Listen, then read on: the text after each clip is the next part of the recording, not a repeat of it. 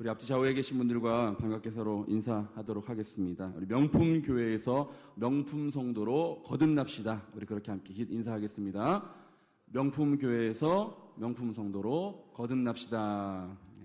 우리 모두가 봉담중앙교회에서 명품성도로 거듭나는 은혜가 있으시기를 주님의 이름으로 축복합니다. 오늘 설교는 아낌없이 주시는 분이라는 제목으로 말씀을 나누도록 하겠습니다. 제가 청소년 때 학생부 친구 중에서 저에게 생일 선물로 책을 한 권 선물해 주었습니다. 그 책은 1964년에 출간되어서 1000만 부 이상 팔린 초대형 베스트셀러이자 지금도 여전히 많은 사랑을 받는 스테디셀러였습니다.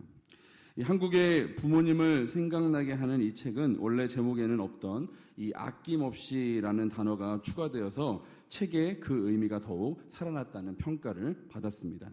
원 제목은 더 기빙 트리인 이 책은 쉘 실버스타인의 책입니다. 이런 작가 쉘 실버스타인이라는 작가가 쓴 아낌없이 주는 나무라는 책입니다. 이 책에 대해서 중앙일보의 이 포브스 코리아라는 그 잡지에 소개된 글이 있어서 제가 그 책의 내용을 좀 소개를 해드리도록 하겠습니다. 이 책의 전반부에서는 두 사람이 아니죠. 둘이 사랑을 합니다. 매일매일 소녀는 이 숲에 있는 나무를 찾아와서 나뭇잎으로 왕관을 만들었습니다. 그리고 이 소녀는 부러울 게 없는 숲의 왕이 됩니다. 나무 타기를 하고 또 나무와 술래잡기를 하며 놀다가 지쳤을 때에는 이 나무 그늘 아래서 쉬게 되는 것이죠. 이 책의 첫 반은 행복만으로 가득합니다. 이 책에서 사랑했다라는 말은 딱 2번 나오는데 책의 상반부에 나오고 나무는 소년을 그리고 또 소년은 나무를 사랑했다라고 그렇게 말합니다. 사랑이란 무엇일까요? 우정이란 무엇일까요? 어찌 보면 별게 아닙니다. 같이 있는 것, 매일매일 보는 것, 매일매일 함께 노는 게 사랑이고 우정입니다. 문제는 이 아이가 자라가면서 생겨납니다. 나무를 찾는 아이의 이 발걸음이 뜸해지는 것입니다. 첫 번째는 오랜만에 청소년이 된 이 소년이 나무를 찾아와서 돈이 필요하다라고 말합니다. 돈이 없는 나무는 사과를 줍니다. 사과를 팔아서 돈을 마련하라고 사과를 내준 나무는 행복하다라고 말을 합니다. 또 두 번째, 오랜만에 청년이 된 이 소년이 나무를 찾아와서 집이 필요하다라고 말합니다. 추위에 떨지 않고 장가도 가고 또 애도 낳으려면 집이 필요하다라는 것이죠. 나무는 자신의 이 가지를 내어줍니다. 소년은 이 가지로 집을 짓습니다. 가지를 내준 나무는 또 행복하다라고 말합니다. 세 번째로, 오랜만에 이 중년이 돼서 찾아온 이 소년은 배가 필요하다라고 이야기합니다. 떠나기 위해서라는 것이죠. 나무는 배를 만들려고 자신의 몸통을 내어놓습니다. 몸통을 내준 나무는 여전히 행복하다라고 말합니다. 네 번째로, 오랜만에 소년이 돼서 찾아온 이 소년은 뭔가를 바라서 온 것이 아니었습니다. 이제 노년이 돼서 찾아오다 보니 나무는 그에게 지레 미안해합니다. 이 대목에서 나무는 3번이나 소년에게 미안하다라고 말합니다. 평생을 자녀들을 위해서 희생했으면서도 잘해주지 못해서 미안하다라고 말하는 우리의 부모님들과 같은 그런 모습이 생각이 납니다.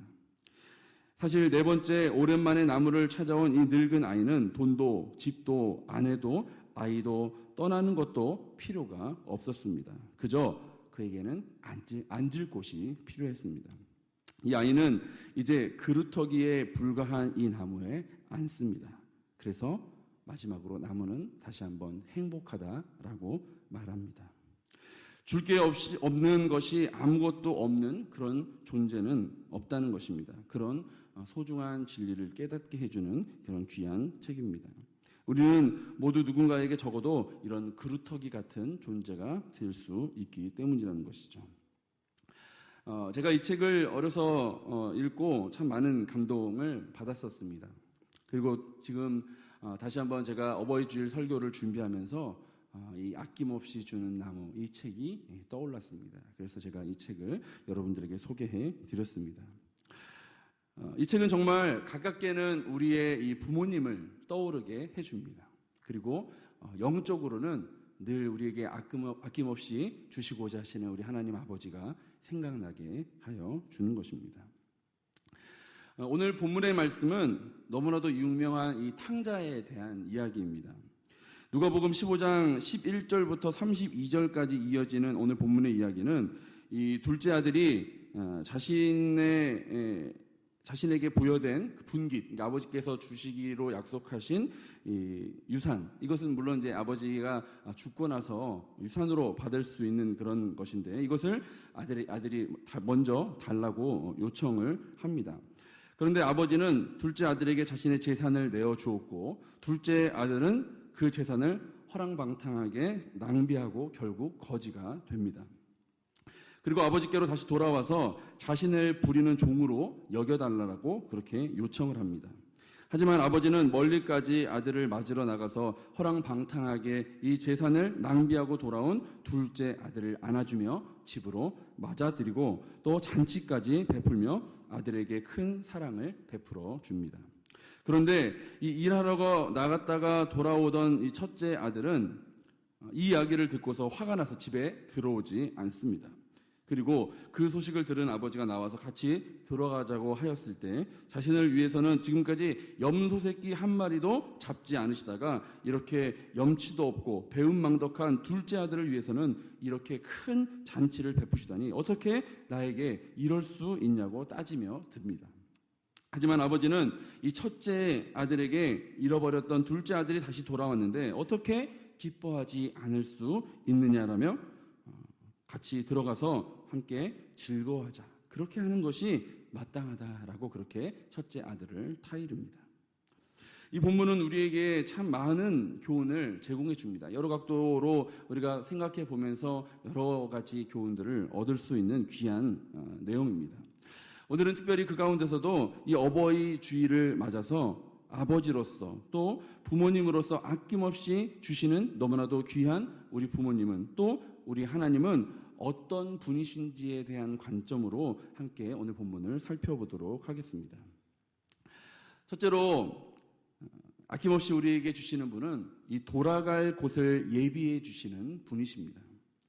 오늘 본문 20절 말씀을 우리 함께 읽어보도록 하겠습니다. 오늘 본문 20절입니다. 함께 읽겠습니다. 이에 일어나서 아버지께로 돌아가니라. 아직도 거리가 먼데 아버지가 그를 보고 치근히 여겨 달려가 목을 안고 입을 맞추니. 이 둘째 아들은 사실 아버지가 어떤 반응을 보일지 알지 못한 채 아버지에게로 돌아갑니다. 그가 기대할 수 있는 최대의 반응은 이 아들이 돌아왔으니 마지못해 반가워하시는 그런 아버지의 모습이었을 것입니다. 하지만 그렇더라도 가진 것을 모두 잃어버린 이 아들 입장에서는 아버지에게 종으로라도 받아들여 주시기를 바라는 마음으로 아버지에게 돌아간 것입니다. 하지만 그의 아버지는 그가 떠난 이후로 계속해서 사랑하는 이 둘째 아들이 언제쯤 돌아올지를 생각하면서 둘째 아들이 떠나갔던 그 먼 뒷모습을 바라보며 지내신 듯 합니다. 왜냐하면 멀리서 돌아오는 이 아들을 바라보고 그 아들을 반겨 맞으며 뛰어 나갔기 때문인 거죠. 이 장면은 우리에게 언제고 기댈 곳을 제공해 주시는 기댈 곳을 제공해 준 이 아낌없이 주는 나무를 떠오르게 합니다. 힘들고 고단한 인생을 살다가 언제고 돌아가서 기댈 수 있는 그런 곳을 제공해 주시는 우리의 이 부모님이 계시다는 것이 우리에게는 얼마나 귀하고 감사한 일인지를 우리 다시 한번 생각해 봐야 하겠습니다. 하지만 우리는 이러한 사실을 너무나도 많이 잊고 지냅니다. 어쩌면 부모님이 계신 것이 그저 당연한 일인 것처럼 그렇게 생각하며 이 낳아주신 부모님이 당연히 자식을 위해서 부모의 자리를 지켜야 하는 것 아닌가 하는 그런 생각을 하고 사는 그런 염치 없는 자식은 아닌지 하고 생각을 해보게 되는 것입니다. 이렇게 우리에게 다시금 돌아갈 곳을 늘 함께 하시는 부모님께 우리가 항상 감사하는 그런 여러분들이 되시기를 주님의 이름으로 축원합니다. 두 번째로 우리가 생각해 볼 것은 아낌없이 주시는 이분은 분에 넘치도록 주시고자 하시는 분이십니다. 오늘 본문의 22절과 우리 23절 말씀을 함께 읽어보도록 하겠습니다. 22절입니다. 시작. 아버지는 종들에게 이르되 제일 좋은 옷을 내어다가 입히고 손에 가락지를 끼우고 발에 신을 신기라. 그리고 살진 송아리를 끌어다가 잡으라. 우리가 먹고 즐기자라고 이야기합니다. 이 아버지는 행색이 남루하고 자신감을 잃은 이 둘째 아들을 그의 요청과 달리 다시금 아들로서 극진하게 환영합니다. 자신이 사랑하는 아들을 종으로 쓸 수는 없었던 것입니다. 종들을 시켜서 제일 좋은 옷과 반지와 또 신발을 신기게 합니다. 그리고 나서 특별한 잔치를 준비할 때 쓰기 위해서 이 살찌운 송아지를 잡습니다. 아버지는 이보다 더 큰 잔치를 벌일 만한 그런 다른 경우를 생각할 수 없을 정도로 아들을 극진히 대접합니다. 그의 아들은 자신에게 죽은 것이나 마찬가지였습니다. 그런데 그런 아들이 다시 살아난 것이기 때문에 둘째는 잃었다가 다시 얻은 그런 아들이었습니다. 잃어버린 양을 발견한 목자가 잔치를 하고 또 잃어버린 동전을 찾은 여인이 이웃과 친구들을 불러서 함께 축하했던 것처럼 이 아버지는 그의 잃었던 아들을 다시 찾은 것을 기뻐하며 큰 잔치를 베푸는 것이었습니다. 우리의 부모님들도 이와 같습니다. 자식들이 멀리서 찾아온다고 하였을 때 따뜻한 밥을 먹이고 또 맛있는 반찬들을 두 손으로 들고 가기도 힘들 정도로 챙겨주시는 그런 부모님의 마음, 그 부모님의 마음을 생각할 때 우리 눈은 항상 붉어지게 되는 것이죠. 누가복음 11장 11절에서 13절까지 말씀을 우리 함께 잠시 보도록 하겠습니다. 함께 읽겠습니다. 시작. 너희 중에 아버지가 된 자로서 누가 아들이 생선을 달라 하는데 생선 대신에 뱀을 주며 알을 달라 하는데 전갈을 주겠느냐. 너희가 악할지라도 좋은 것을 자식에게 줄 알거든 하물며 너희 하늘 아버지께서 구하는 자에게 성령을 주시지 않겠느냐 하시니라. 이렇게 우리에게 자신의 가진 것보다 더 많이 주시고자 하시는, 또 서두에서 말씀드린 것과 같이 늘 아낌없이 주시면서도 더 주지 못해 미안해하시는 우리의 부모님을 생각하며 더욱 잘해야겠다, 더 공경해야겠다라는 그 마음을 다짐하고 다짐하시는 여러분들이 되시기를 주님의 이름으로 축원합니다. 저도 저희 어머니에게, 저희 아버지에게 받은 사랑이 참 많습니다. 아버지는 늘 표현을 잘 못하시지만 그 마음 안에 자식을 사랑하는 그 마음이 가득 담겨 있으신 것을 제가 잘 알고 있습니다. 어머니는 저에게 많은 것들을 베풀어 주셨고 많은 것들을 해주셨지만 그래도 늘 미안해 하십니다. 늘 아들에게 더 잘해주지 못하고 더 많이 베풀어 주지 못한 것에 대해서 미안해 하시는 그 마음을 가지고 계십니다. 그런 부모님을 생각할 때마다 참 내가 더 잘해야겠다, 그런 생각을 하게 되는 것입니다. 마지막으로 세 번째로 우리에게 주시는 교훈은 주변의 이목도 체면도 아랑곳하지 않으시고 베푸시는 분이시라는 것입니다. 이렇게 자신의 체면을 신경조차 쓰지 않으시는 아버지의 모습이 오늘 본문에 보시면 한 3번 정도, 3부분에서 나타납니다. 첫 번째는, 처음 부분은 둘째 아들에게 아버지의 생전의 분깃을 나누어 주는 것입니다. 바로 12절에 등장합니다. 그 둘째가 아버지에게 말하되 아버지여 내 재산 중에 내게 돌아올 분깃을 내게 주소서 하는지라. 아버지가 그 살림을 각각 나누어 주었더니.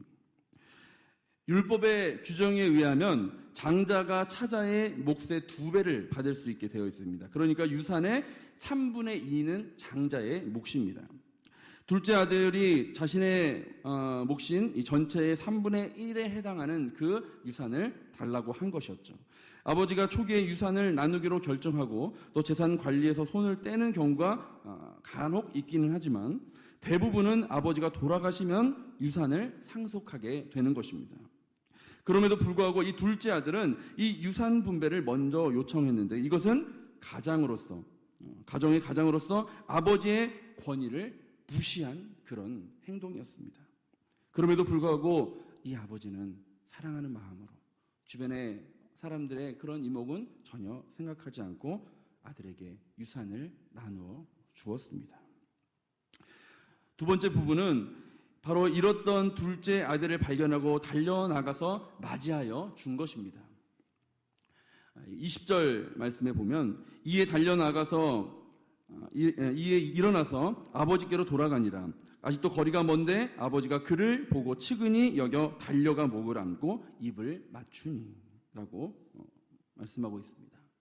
사실 한 가정의 이 가장이 달려간다는 것은 모든 위험과 이 체면을 다 팽개친 행동입니다.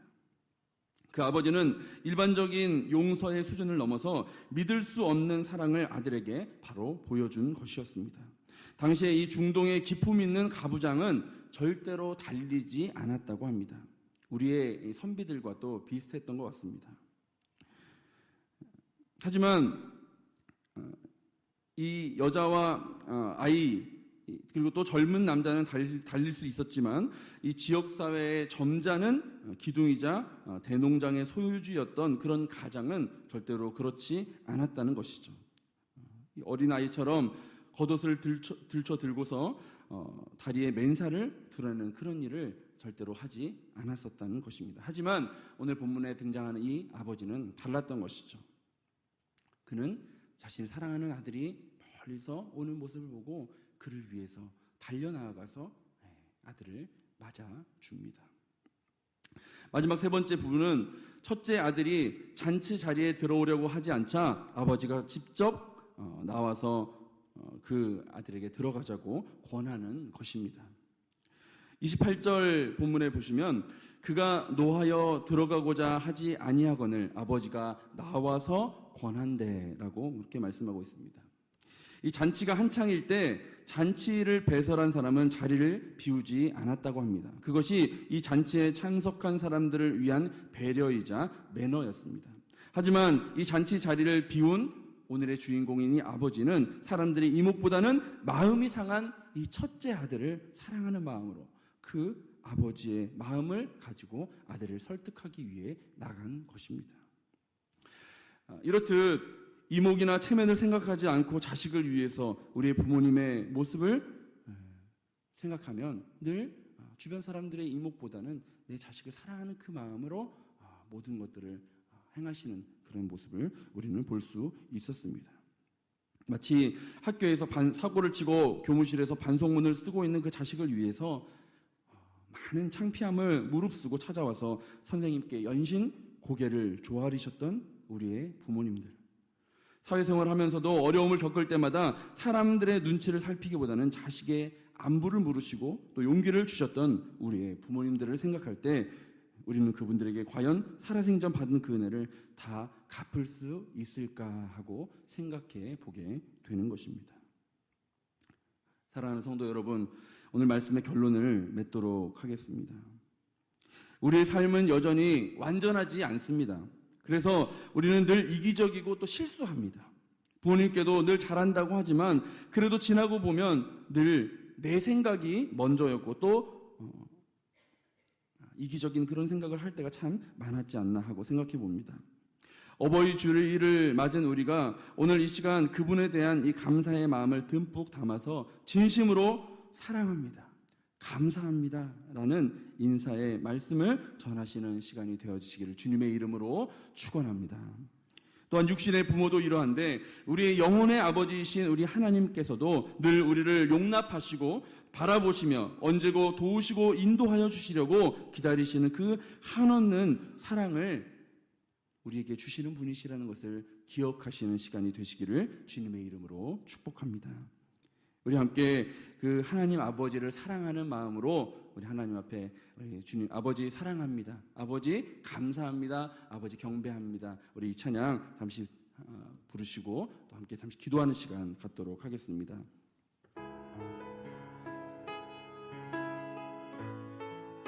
우리 마음을 가득 담아서 함께 찬양하도록 하겠습니다. 아버지 사랑합니다. 아버지 사랑합니다. 아버지 경배합니다. 아버지 경배합니다. 아버지 채워주소서. 아버지 채워주소서. 당신의 사랑으로. 예수님 사랑합니다. 예수님 사랑합니다. 예수님 경배합니다. 예수님 채워주소서. 당신의 사랑으로. 성령님 사랑합니다. 성령님 사랑합니다. 성령님 경배합니다. 성령님 채워주소서. 당신의 사랑으로. 우리 잠시 1분 정도만 우리 정말 사랑하는 우리의 아버지, 우리의 어머니, 우리 부모님을 생각하면서 또 우리 하나님을 생각하면서 주님 우리에게 채워주시고 늘 함께하여 주셔서 주님의 그 귀하신 사랑 가운데 거하도록 인도하여 달라고 우리 잠시 기도하도록 하겠습니다. 같이 기도하겠습니다. 아버지 주님, 주님의 귀한 은혜를 생각합니다. 또한 우리에게 많은 것들을 베풀어 주셨던 우리의 부모님의 그 귀하신 사랑을 생각하며 아버지 하나님의 귀하신 사랑과 함께 아버지 늘 감사하며 살아가는 우리의 삶이 되어질 수 있도록 인도하여 주시옵소서. 주님의 베푸신 그 귀한 은혜를 통하여 아버지 우리의 삶이 더 풍성하게 되어지게 하여 주시옵시고 주님의 그 인도하심이 아버지 우리의 삶을 더욱 풍성하게 한다는 것을 우리가 기억하며 감사하게 하여 주시며 특별히 여보의 주일을 맞아 사랑하는 우리 부모님을 만나 배울 때 주님께 또 우리 부모님에게 진정으로 사랑합니다, 감사합니다라고 그렇게 우리가 귀한 감사의 말씀을 전하는 우리의 삶이 되어질 수 있도록 인도하여 주시옵소서. 하나님 아버지, 우리의 삶을 온전히 주님 앞에 맡겨드리기 원합니다.